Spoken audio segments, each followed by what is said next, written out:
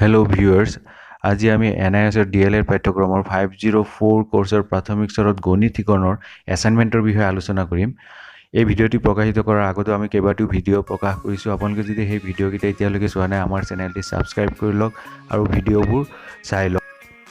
504ৰ এছাইনমেন্টত মুঠ নম্বৰ হৈছে 30 আৰু এই এছাইনমেন্টবোৰ তিনিটা ভাগত ভাগ কৰা হৈছে। প্ৰথম দুটা ভাগত আপোনাৰ দুটাকে প্ৰশ্ন থাকিব আৰু তৃতীয় ভাগটোত এটা প্ৰশ্ন থাকিব। আৰু প্ৰথম দুটা ভাগত দুটা প্ৰশ্নত 5-5কে থাকিব আৰু 250 শব্দৰ ভিতৰত লিখিব লাগিব আৰু তৃতীয় ভাগটোত এটা প্ৰশ্ন থাকিব যিটোৰ উত্তৰ 750 শব্দৰ ভিতৰত লিখিব লাগিব আৰু নম্বৰ থাকিব 10। 501, 502 আৰু 503 যিদৰে আপোনালোকে এছাইনমেন্টবোৰ লিখিছিল A4 সাইজ পেপাৰত, ঠিক ইয়াতো সেই একেদৰে A4 সাইজ পেপাৰতে এই এছাইনমেন্টবোৰ লিখিব লাগিব। এই এছাইনমেন্টৰ প্ৰশ্নবোৰৰ সবিশেষ উত্তৰবোৰ জনাৰ আগত আহক প্ৰথমত আমি থুলমূলভাৱে বুজিবলৈ চেষ্টা কৰোঁ প্ৰশ্নবোৰ। এছাইনমেন্টৰ এই প্ৰশ্নবোৰৰ উত্তৰ আপোনালোকে পোনপটীয়াভাৱে বিভিন্ন ধৰণৰ উৎসৰ পৰা পাব, কিন্তু আটাইতকৈ ভাল হ'ব আপোনালোকে প্ৰশ্নবোৰ বুজি বিভিন্ন ধৰণৰ কিতাপ সংগ্ৰহ কৰি আপোনালোকে নিজাববীয়াকৈ যদি প্ৰশ্নৰ উত্তৰবোৰ লিখি লয়। গতিকে প্ৰথমতে আমি আহক বুজিবলৈ চেষ্টা কৰোঁ প্ৰশ্নবোৰ। প্ৰথম ভাগত দুটা প্ৰশ্ন আছে আৰু দুইটা প্ৰশ্ন 250 শব্দৰ ভিতৰত লিখিব লাগিব আৰু প্ৰতিটো প্ৰশ্নত 5কে আছে।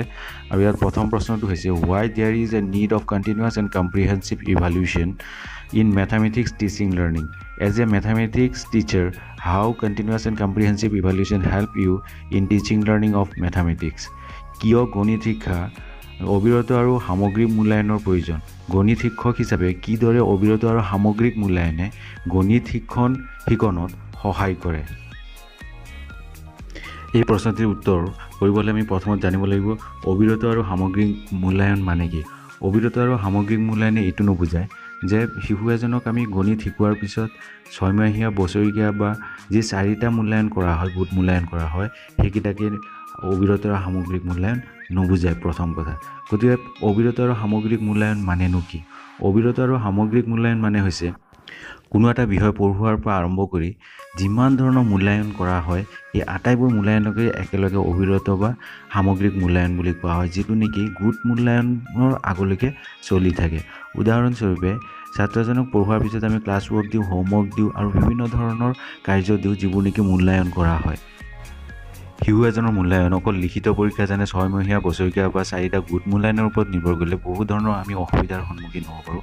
যেনে সেই বিশেষ দিনাখন শিশুজনৰ কিবা শাৰীৰিক অসুস্থতাৰ বাবে পৰীক্ষাত ভালকৈ লিখিব নোৱাৰিব পাৰে, বা সেই শিশুজনৰ কিবা শাৰীৰিক ব্যাধিও থাকিব পাৰে, বা কিবা পাৰিবাৰিক বা সামাজিক অসুবিধাৰ কাৰণে সেই দিনাখন সেই বিশেষ শিশুজনে মূল্যায়নৰ সময়ত সঠিকভাৱে প্ৰশ্নবোৰৰ উত্তৰ লিখিব নোৱাৰিব পাৰে। গতিকে লিখিত পৰীক্ষাৰ দ্বাৰা অকল আমি এজন শিশুৰ সম্পূৰ্ণৰূপে মূল্যায়ন কৰিব নোৱাৰোঁ। শিশু এজনে কোনো এটা বিষয়ত জ্ঞান লাভ কৰাৰ পিছত বোধৰ বিকাশ ঘটাই সেই বিভিন্ন ধৰণৰ কৌশল প্ৰয়োগ কৰি তাৰ নিজৰ ব্যৱহাৰিক জীৱনত তাত প্ৰয়োগ কৰিবলৈ সক্ষম হ'ব লাগিব।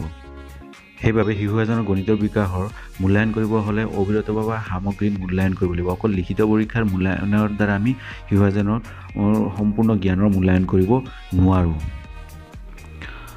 অবিৰত আৰু সামগ্ৰিক মূল্যায়নে গণিত শিক্ষণ আৰু শিক্ষণত যথেষ্ট সহায় কৰে, কিয়নো এই অবিৰত আৰু সামগ্ৰিক মূল্যায়নৰ সময়ত আমি বিভিন্ন ধৰণৰ পদ্ধতি প্ৰয়োগ কৰিবলগীয়া হয়। যেনেদৰে আমি দিব পাৰোঁ প্ৰজেক্ট মেথড বা প্ৰকল্প পদ্ধতি ব্যৱহাৰ কৰিব পাৰোঁ। তাৰপিছত যিকোনো এটা সমস্যা দিব কাৰণে সমস্যা সমাধান পদ্ধতি দিব পাৰোঁ। গতিকে এই আটাইবোৰ পদ্ধতিবোৰ আমি ব্যৱহাৰ কৰিহে শিশু এজনৰ অবিৰত আৰু সামগ্ৰিক মূল্যায়নসমূহ সুসংগঠিত আৰু সুন্দৰভাৱে কৰিব পাৰিম। গতিকে দেখা যায় যে শিশু এজনৰ গণিতৰ জ্ঞান আৰু বোধৰ বিকাশৰ ক্ষেত্ৰত অবিৰত আৰু সামগ্ৰিক মূল্যায়নে যথেষ্ট গুৰুত্বপূৰ্ণ ভূমিকা গ্ৰহণ কৰে।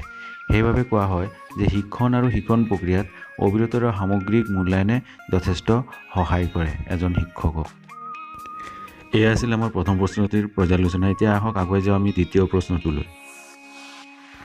দ্বিতীয় প্ৰশ্নটি হৈছে Do you understand that mathematics is abstract in nature? If yes, why? If not, why? Give reason in your support through suitable example. গণিত প্ৰকৃতিত বিমূৰ্ত হয়নে? যদি হয় কিয় হয়? যদি নহয় কিয় নহয়? যথাযথ উদাহৰণৰ সহায়ত আপোনাৰ সমৰ্থনত কাৰণবোৰ উল্লেখ কৰক। আমি সাধাৰণতে বিশ্বাস কৰোঁ যে কোনো এটা মূৰ্ত পৰিস্থিতি সৃষ্টি কৰি অভিজ্ঞতা আহৰণ তথা বিশ্লেষণ প্ৰক্ৰিয়াৰ জৰিয়তে বিমূৰ্ত ধাৰণাবোৰ আহৰণ কৰিব পাৰি। গণিতৰ শ্ৰেণীত যিমান পাৰি মূৰ্ত শিক্ষণ আহিলা ব্যৱহাৰ কৰাৰ ওপৰত জোৰ দিয়া হৈছে আৰু এই দাবী ক্ৰমে বাঢ়ি গৈ আছে।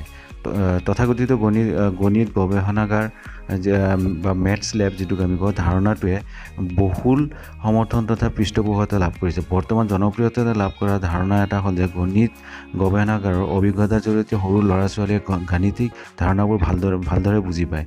কথাটো ভালদৰে বিবেচনা কৰি চোৱা দৰকাৰ। অৱশ্যে এই কথা সত্য যে সৰু ল'ৰা ছোৱালীক শিকণত সহায় কৰিবলৈ মূৰ্ত আহিলাৰ ব্যৱহাৰ বাস্তৱ পটভূমিত সৃষ্টি কৰি দিয়াৰ ধাৰণাটো যথেষ্ট গুৰুত্বপূৰ্ণ।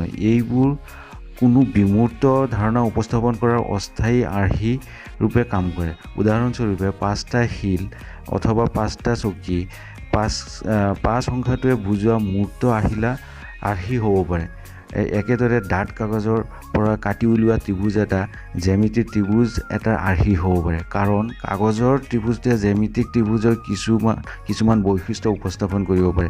কিন্তু এটা কথা মনত ৰাখিব লাগিব যে এই মূৰ্ত সামগ্ৰীবোৰে সংখ্যা 5 অথবা এটা প্ৰকৃত ত্ৰিভুজৰ ধাৰণা দুয়োটা সম্পূৰ্ণৰূপে উপস্থাপন কৰিব নোৱাৰে। প্ৰাথমিক পৰ্যায়ত 5 সংখ্যাটো আৰু ত্ৰিভুজ বুলি আমি কি বুজো সেই কথা প্ৰকাশ কৰিবলৈ এই আহিলাবোৰ আমাক সহায় কৰে। লাহে লাহে শিক্ষাৰ্থীসকল এই মূৰ্ত আহিলাবোৰৰ পৰা আঁতৰি যাবলগীয়া হয় আৰু গাণিতিক উপাদানবোৰ বিমূৰ্ত ধাৰণা হিচাপে বুজিবলৈ সক্ষম হ'ব লাগিব। পৰৱৰ্তী পৰ্যায়ত গণিত বুজিবলৈ কোনো মূৰ্ত উপস্থাপনৰ সহায় ল'ব পৰা নাযাব। এটা চতুৰ্ভুজ হ'ল চাৰিডাল সমান ৰেখাৰে আগুৰা এক বন্ধ আকৃতি।